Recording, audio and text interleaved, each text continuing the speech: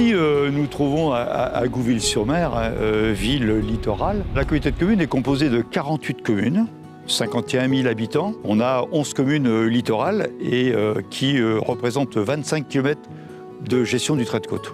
Nous avons des traits de côte qui sont relativement, ce que j'appelle, très vulnérables dans le cadre des coups de vent que l'on a au niveau des différentes tempêtes. La problématique que l'on a, c'est qu'on a eu quand même depuis un certain nombre d'années des maires avec leurs communes littorales qui ont essayé de faire en sorte de protéger leur littoral. Et donc à partir de ce moment-là, il y avait ce que j'appelle une certaine individualité où chacun essayait de faire pour le bien. Et là, on s'est dit pourquoi pas se regrouper. Et donc à partir de ce moment-là, eh bien, on a créé ce comité de pilotage et ça a été un peu la genèse aujourd'hui peut-être de ce projet Entre deux Havres. C'est tout l'intérêt du projet partenarial d'aménagement, c'est qu'on comprenne ce qui se passe. Donc en fait, c'est d'amener sur le territoire une compétence intellectuelle, scientifique, technique, qui puisse descendre avec des bottes, rencontrer les gens qui ont l'habitude d'être sur le territoire, pour pouvoir avoir vraiment une approche physique des éléments, puisse comprendre comment ça marche, puisse dire oui, ce secteur-là, on le hiérarchise, il sera à notre avis plus important de le protéger le temps de la recomposition et qui doit être validé majoritairement par une population et aussi par des élus.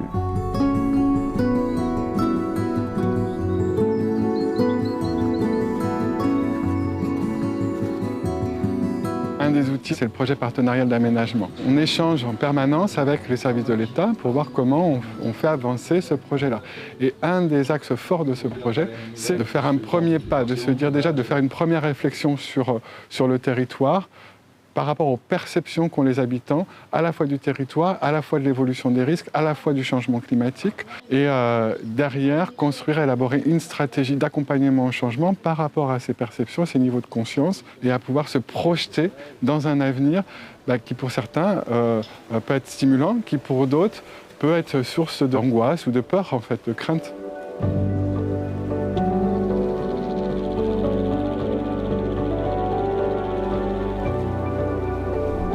Dans le cadre de ce PPA, on doit accompagner la communauté d'agglomération dans effectivement la construction d'un dispositif qui pour nous est un peu nouveau, puisque le retrait du trait de côte va effectivement faire disparaître certains fonciers et il va falloir trouver des fonciers pour accueillir les activités. Précisément, dans le cadre de ce territoire, 3 opérations ont été identifiées. Il s'agit de 2 campings, dont celui qui est derrière moi, et du groupement interprofessionnel conchylicole, qui vont être effectivement attaqués par le retrait du trait de côte. Alors nous allons, dans un premier temps, étudier les besoins que représentent effectivement en foncier ces activités et nous allons ensuite identifier les sites qui seraient susceptibles de les accueillir et bien sûr de les accueillir dans la durée parce que le territoire est bien sûr soumis à cet aléa de retrait du trait de côte.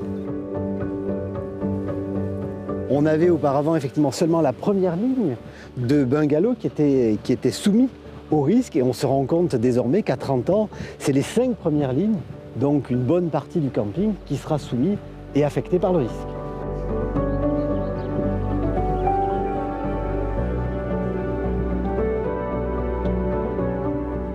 Cet arrangement nous a bien protégés en début d'année avec une forte marée et une tempête aussi importante. Le temps d'étudier la relocalisation du camping. Donc en 2010, quand on l'a acheté, avant d'acheter, on était allé voir la préfecture, enfin les services de l'État, la mairie, pour savoir d'où elle était, effectivement, par rapport à l'érosion. Donc à l'époque, on nous avait dit non, il n'y a pas de souci pour l'instant. Donc on a acheté en 2014 une grosse tempête avec une grosse marée. Là, on a vu que effectivement l'érosion a attaqué. Et en 2019, rebelote. Là, on s'est posé des questions. Tout le monde a compris qu'il fallait protéger cette route. Aujourd'hui, notre inquiétude, c'est de savoir où on ira. C'est la question qu'on se pose. Donc nous, on demande effectivement d'être, pas fond de mer évidemment, mais rester bord de mer avec un accès direct à la mer. On est dans l'inquiétude, mais on se sent accompagné. Et c'est très important. Effectivement, tout seul, on ne peut pas y arriver.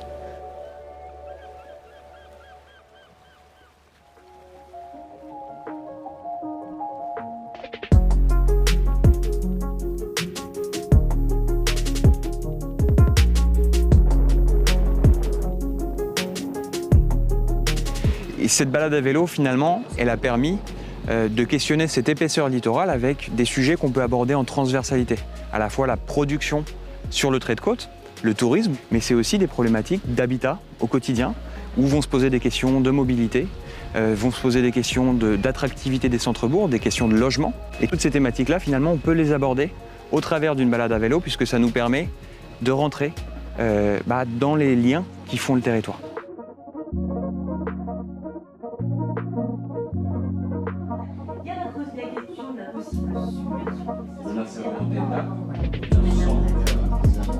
Mais globalement, aujourd'hui, on a réussi à construire un collectif qui travaille ensemble sur un projet qui est commun.